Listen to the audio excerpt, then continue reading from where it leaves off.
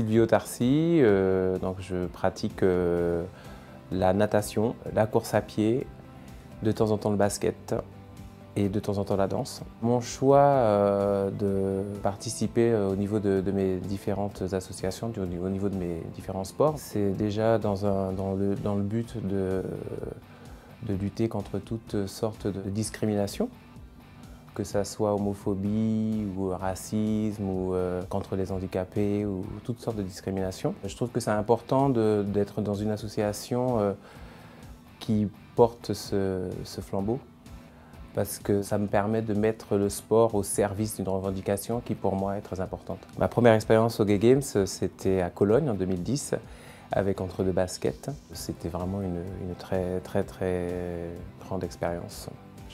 J'en garde un très bon souvenir en fait. Moi je ne m'attendais pas à une organisation de ce niveau et à rencontrer autant de monde en fait.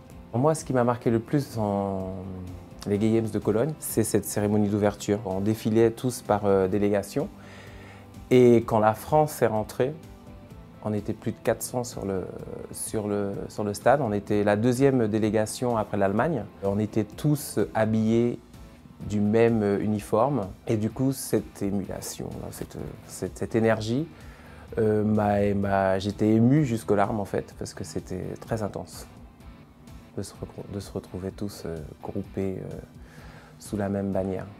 Alors les Gay Games, pour moi, je les résumerais en 3 mots.